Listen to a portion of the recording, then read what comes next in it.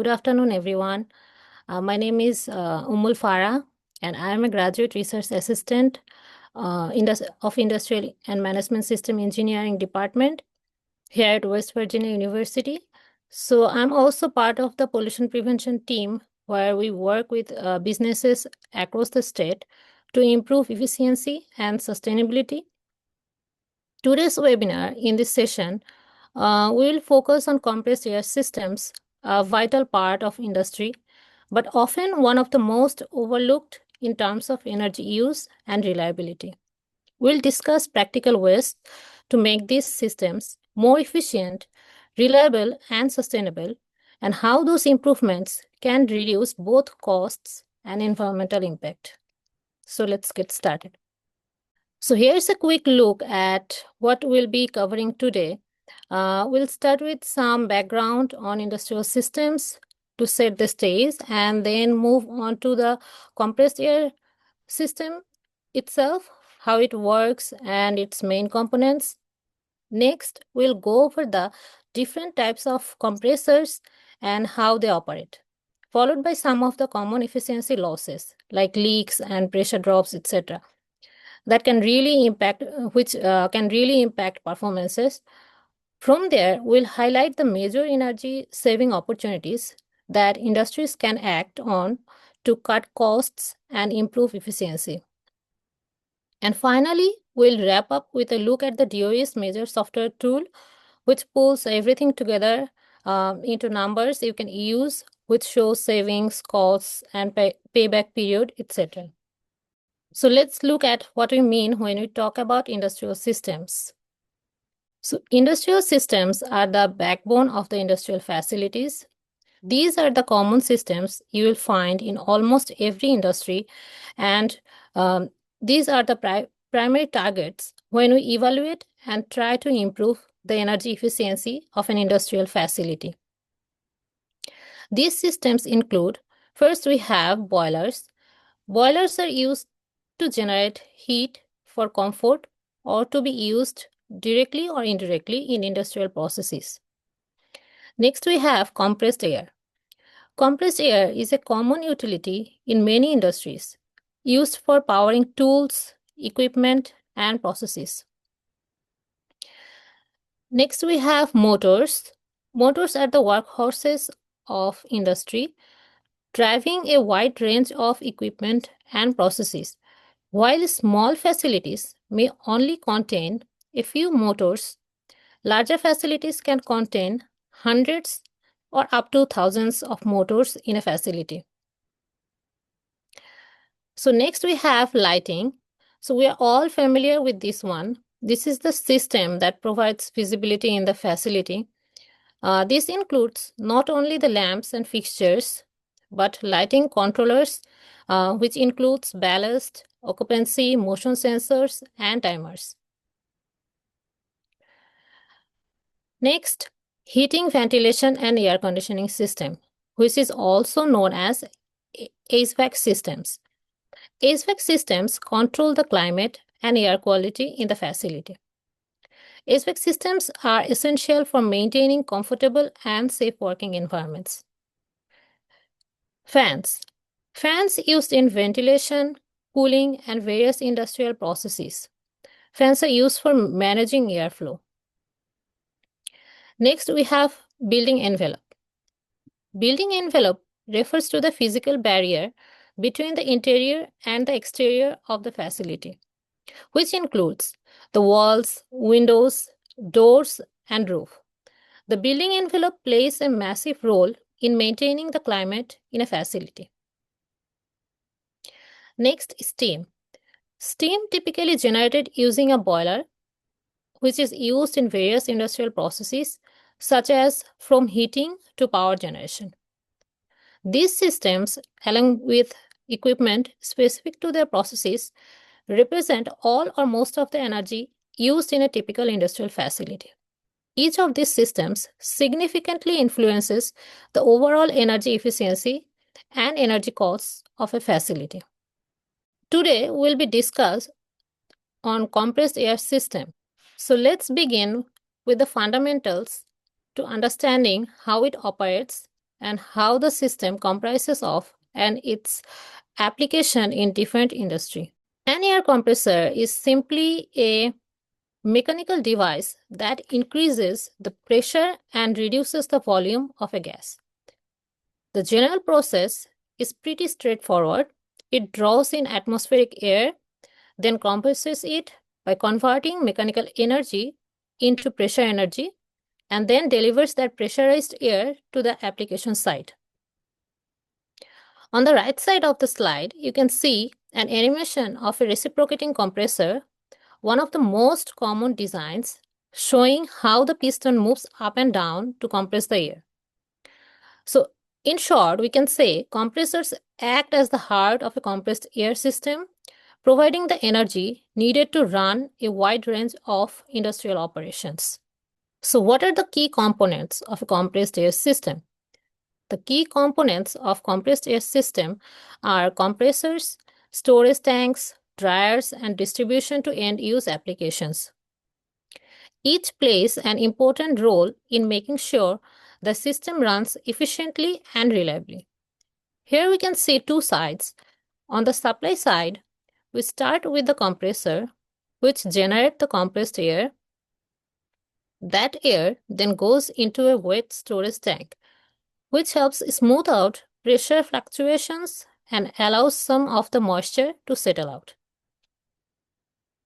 Next, the air passes through a dryer, which removes excess moisture to prevent problems in equipment and processes. After that, it is stored again in a dry storage tank before being sent out for use. So on the demand side, the compressed air is distributed to different end users and processes, which could be tools, actuators, or machinery that depend on steady supply of clean, dry, and pressurized air. So let's look at some of the applications of compressed air in industries.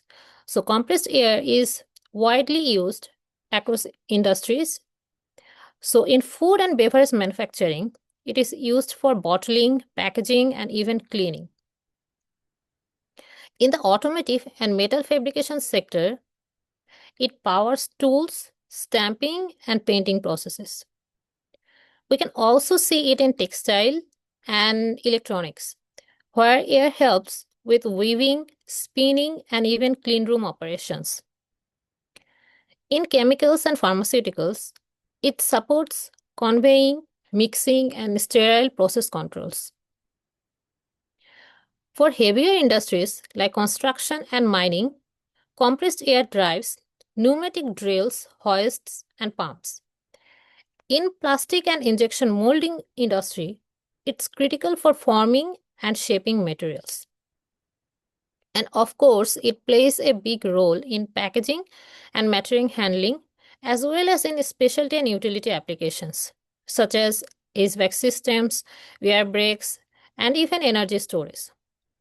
Across these sectors, compressed air is truly a versatile energy source, but it is also comes with a high energy cost if not managed efficiently. Let's look at some of the different types of air compressors. So compressors are generally classified into two main categories: positive displacement and dynamic. Positive displacement compressors work by trapping a fixed amount of air and squeezing it into a smaller volume to raise the pressure.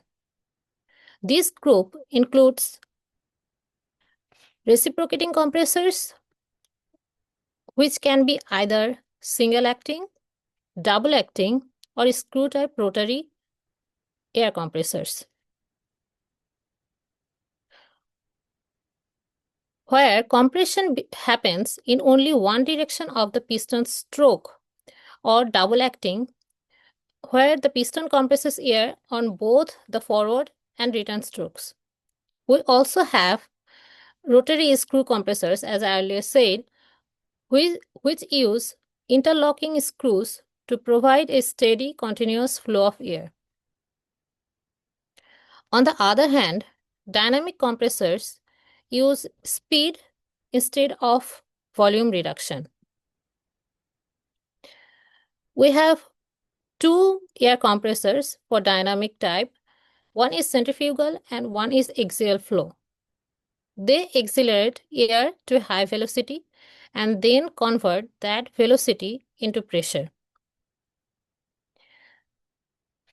So axial flow compressors, which compress air through multiple rows of blades, it is also same for centrifugal compressors.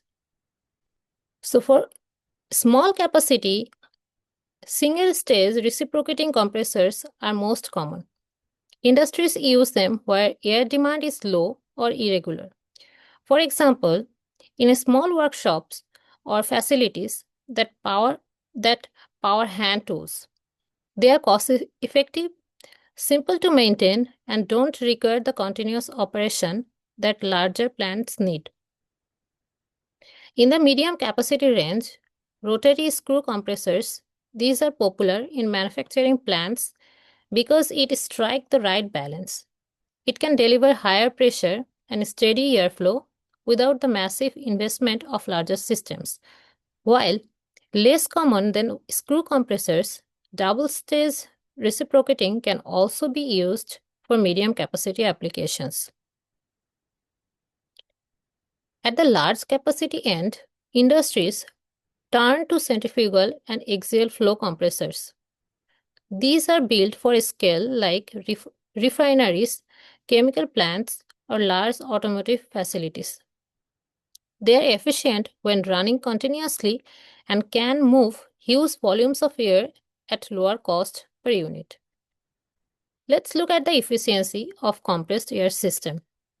Compressed air is one of the most expensive sources of energy in a plant. The overall efficiency of a typical compressed air system can be as low as 10 to 15%.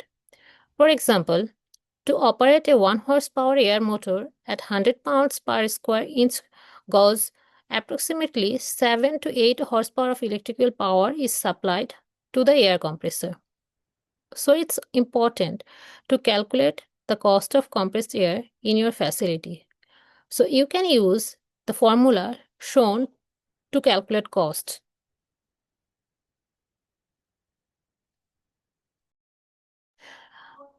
Where BHP motor full load horsepower frequently higher than the motor nameplate horsepower, higher than the motor nameplate horsepower, take equipment specification. So 0.746, here is the conversion between HP and kilowatt. Then it multiplies by operating hours and then percentage of time and full load BHP. And after that, the whole thing is divided by motor efficiency. Motor efficiency is used, which is found at the operating level. So next we have, after looking at different types of air compressors and capacities of compressor, so we have one question, like why should we even care about compressed air system? Compressed air is sometimes called the most expensive utility in a plant. Even though it's essential for many processes, it's also incredibly energy intensive. On average, compressed air systems account for 5 to 20% of a facility's total electricity use. That means for many plants, a significant portion of the power bill is tied to these systems alone. Compressed air is also one of the least efficient forms of energy. Up to 85% of the energy put into a compressor is lost as heat. That means only about 15% actually makes it into useful compressed air.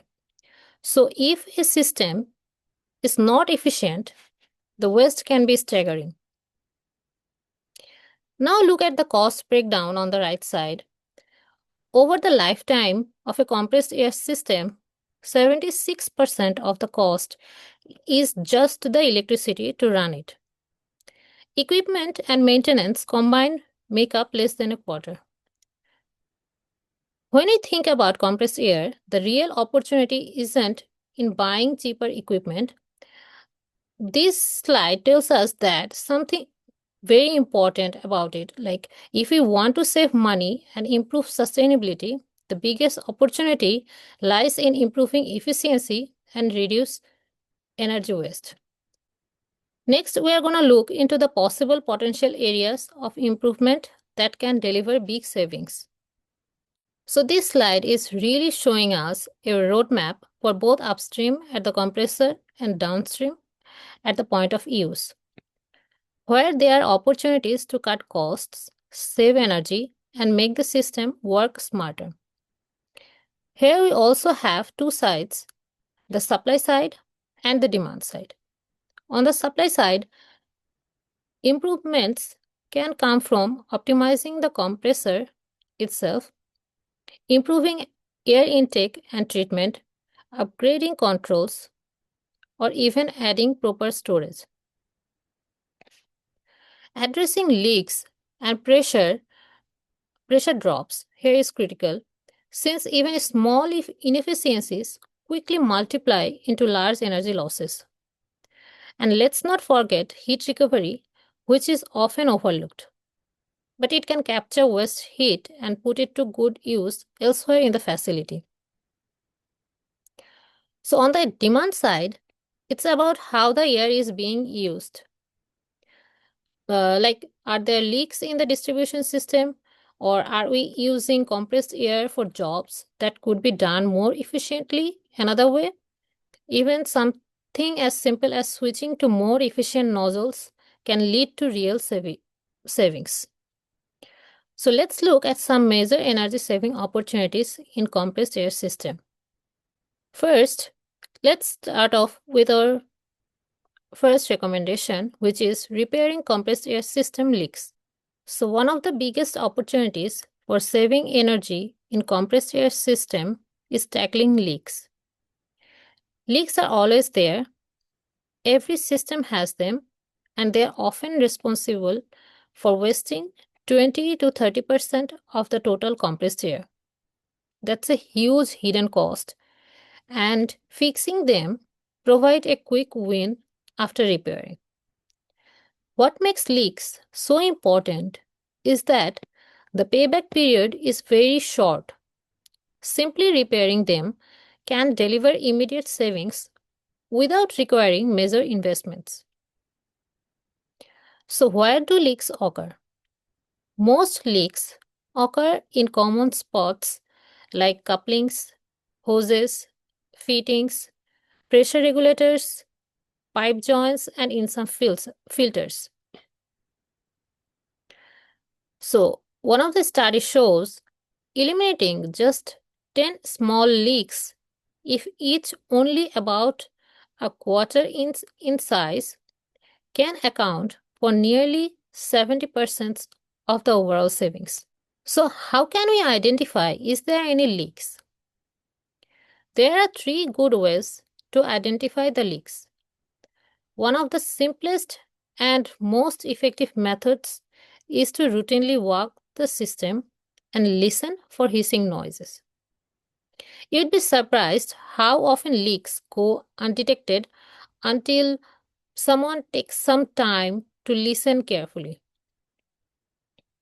Of course, in a noisy industrial environment, our ears aren't always enough. That's where ultrasonic probes comes in. These tools can pick up high frequency sounds from even the smallest leaks, helping maintenance teams locate issues quickly and accurately.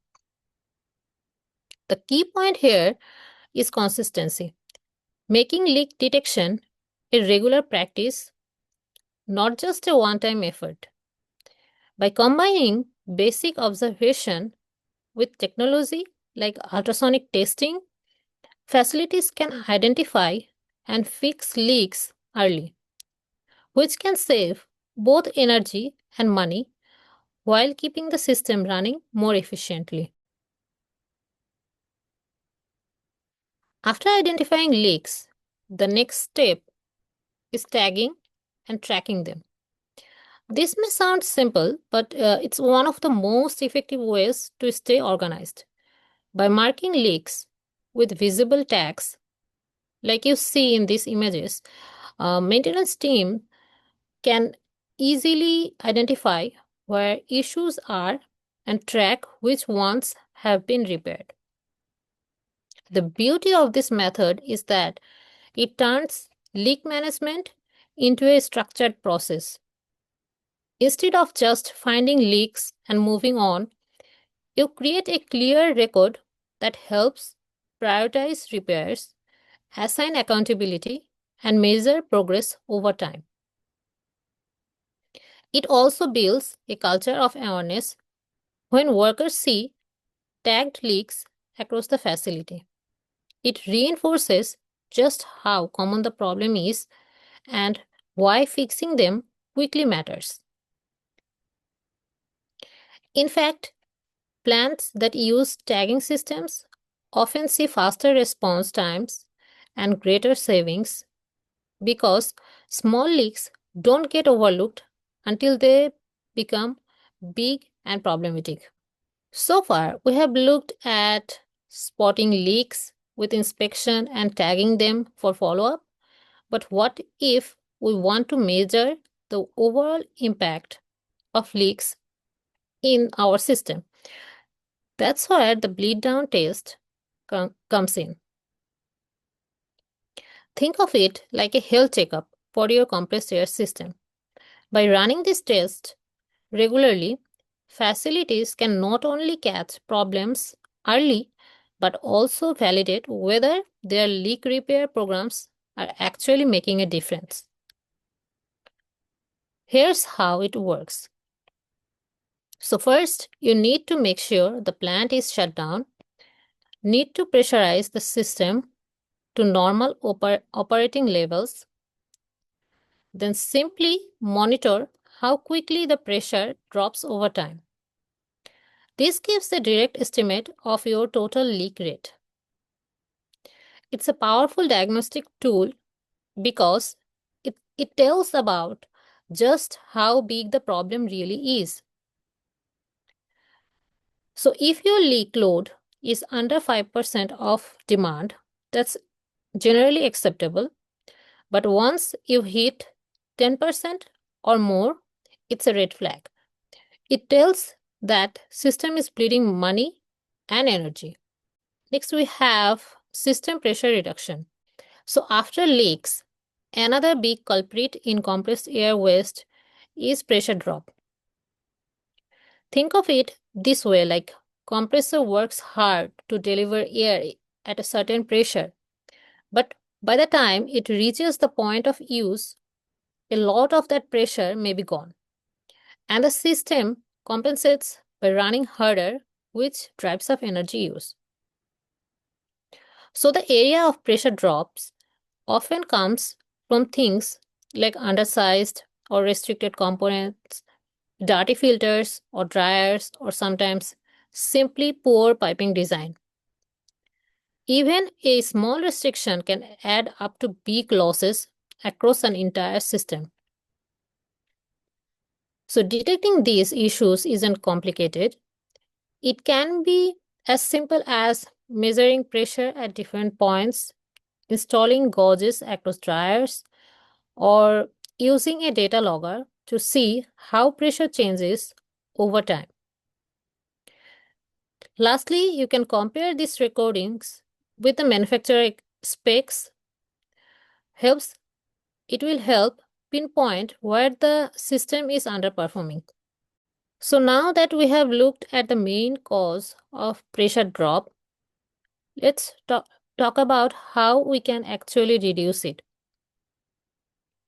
One of the simplest and most effective strategies is adding secondary storage, or what we call a process receiver.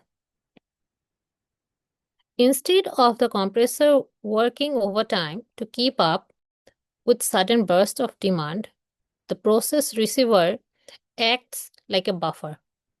It stores compressed air at a stable pressure and releases it when needed. which keeps the system from dropping below the required operating pressure. This is not only improves reliability for equipment, but also prevents energy waste because the compressor doesn't have to cycle on and off as often. Another simple way to cut down on pressure drop is by looking at how the piping is laid out. If the pressure drop is less than 10 psi at the furthest end use point, that's generally acceptable. But if it's higher, it signals inefficiency. We should look at the system design. If your system is designed in a straight line or linear setup, the air has to travel further. And by the time it reaches the last end use, the pressure can be much lower. That is wasted energy, and it often pushes operators to crank up the compressor pressure just to compensate. A looped piping design solves this problem by creating a closed path. Air can reach the same point from two directions, which balances the pressure across the system. It's kind of like traffic flow where instead of one congested road, it got multiple routes leading to the same destination. Additionally, in the second picture, it's important to avoid collision connection. Where two airflow streams meet head on, like this creates turbulence and extra pressure drop. So instead, connections should be designed to allow smoother airflow, which is done by avoiding collision connections. So let's move to another smart energy saving opportunity using outside air for compressor to intake. So by using outside air for compressor, because cooler air is denser. When a compressor pulls in cooler outside air instead of warm indoor air, it takes less energy to compress it to the same pressure. It can reduce energy compensation by 3 to 5% for every 10 degrees centigrade reduction in intake air temperature. That might not sound like much in the savings, but across thousands of operating hours, it adds up to major savings. So, how can we make this happen? A few practical steps. First, relocate the intake to a cooler part of the facility or even outside if conditions allow. Second, also use good filters because with outside air, you don't want to be pulling in dust or contaminants. And lastly, use properly sized insulated ducts to make sure that cool air stays cool by the time it reaches the compressor. Let's talk about one of the simplest but often overlooked opportunities, eliminating inappropriate uses of compressed air. So let's take a closer look at this cartoon. At first, it might seem lighthearted, even funny, but it actually carries a very serious message. In the first frame, we see a worker drenched in sweat, clearly tired from a long shift. Then comes the temptation. He grabs a compressed air hose for a quick blast of cool air. In that moment, it feels like a thrill, a refreshing breeze, but in reality, it's anything but safe. The cartoon quickly shows the consequences. Using compressed air on the body can cause severe injury and, in extreme cases, even death. What looks like a harmless shortcut for comfort can have deadly results. And it's not just about cooling off. Many facilities still use compressed air for sweeping floors, blowing dust off clothing, or other tasks it was never meant for. These are inappropriate uses, which is wasting energy, driving up cost, and creating unnecessary risk for workers.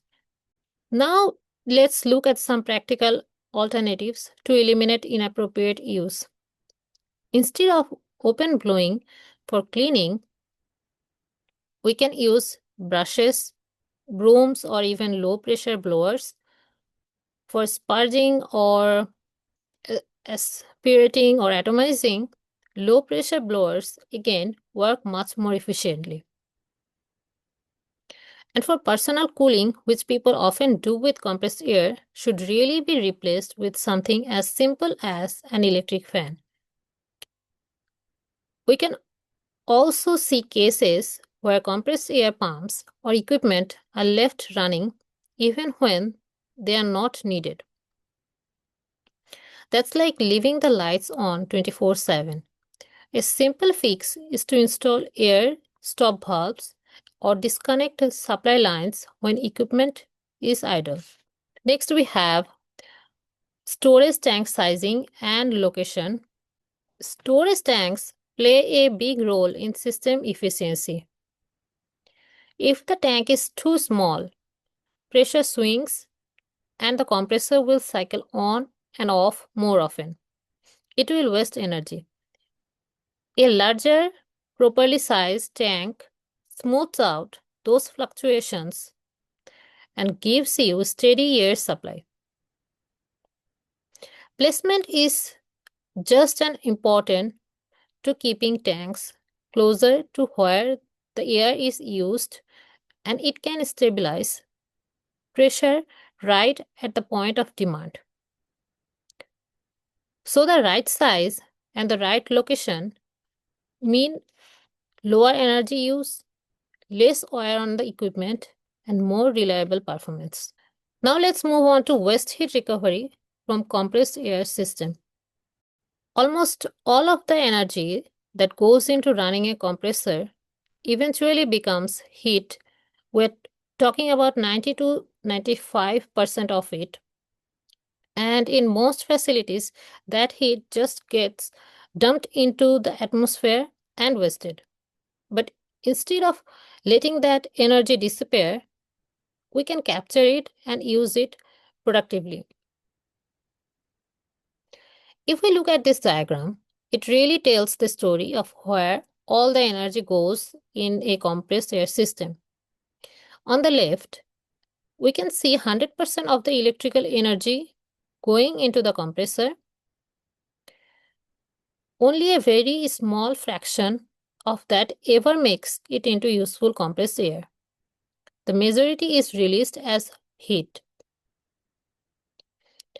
Now, some of that heat is lost immediately through radiation, and another chunk goes into the oil cooler and intercoolers. That's where the real opportunity lies. Instead of just letting that hot air escape, we can capture it through direct heat recovery and condensation heat. And importantly, the recovered heat can be integrated into different industrial processes. So let's look at that. So here are these main applications where waste heat can actually be put to good use. First, it can be used for heating. For example, keeping workspaces, storage areas, or even offices um, can keep warm during colder months. Second, hot water. Many facilities need large amounts of hot water for cleaning or sanitation, and waste heat can cover a big portion of that demand. Third, it can support industrial processes. Things like drying, curing, or preheating materials instead of using extra fuel or energy. We can tap into the recovered heat. And fourth, ambient air heating. That means using the recovered heat to preheat incoming air, which is especially valuable in colder regions. Oh, sorry. And the last recommendation, one simple change, like changing synthetic lubricants, not using the conventional one. So let's talk about the use of synthetic lubricants for air compressor. What makes them stand out is how much more efficient they are compared to conventional oils. First, they reduce friction better, which means less energy wasted and higher overall efficiency. Over time, that also makes them more cost effective since equipment runs smoother and lasts longer. They are especially useful in high load operations where regular lubricants might break down. Plus, they are more stable in variable environments, whether it's really hot or really cold. They still perform well. And one often overlooked benefit is safety. Synthetic lubricants are less flammable, so they are safer in fire hazard areas. Now that we have looked at several key energy saving opportunities, now like I would like to introduce a practical tool that can help put those ideas into action, the Measure software tool. This is the DOE's Measure software tool. Measure is a free DOE app that takes a few basics and turns them into numbers that you can use in your facility. It is designed to assess systems like compressors, pumps, fans. It has like 8 module. Um, it has process heating assessment, fan assessment. We can also do steam assessments and wastewater assessment. We can also do for motor inventory and pump inventory, and we can also do some data exploration. So this is the picture of the home page. You can see different modules that I already said about it, and including the compressed air assessment, which allows us to model our own system, identify inefficiencies, and calculate potential savings. Here we can enter our rates, hours, compressor storage, and typical pressures, some data values, and it will build a baseline for energy, demand and cost, carbon dioxide emissions, and then shows the savings and payback for common measures. And this is the place in the assessment tab we can create scenarios. So here we can see how the measure tool lets us create different scenarios to see potential savings. For example, we can test what happens if we reduce leaks, lower system pressure, or improve end-use efficiency. On the left, we input the changes we want to make, like leak reduction or adding new nozzles, etc. And on the right, the tool calculates the impact. It shows energy savings, cost savings, and even emission reductions. So this makes it much easier to compare baseline performance with improvement options and to justify projects with clear numbers. This shows how Measure generates an assessment report after running different scenarios. On the left, we see the baseline performance of the system. And on the right side of the system, the tool compares it with modified scenarios. Like the input we have given, we wanted to see changes, it compares with the baseline and gives us modified scenarios. The report includes detailed results like energy savings, peak demand reductions, emission reductions, and cost savings in terms of kilowatt hours, and carbon dioxide equivalents. For example, in scenario 1, we can see a savings potential of nearly 48%, while scenario 2 shows about 45%.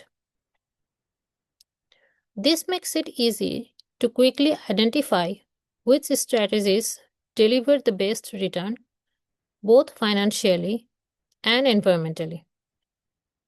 Here, the measure tool shows us where energy and airflow are going in the system. The Sankey diagrams make it clear how much it lost and how much is productively used. And it's a greater way to see this because this tool pulls everything together and helping identify and prioritize real savings opportunities. It also shows report graphs view.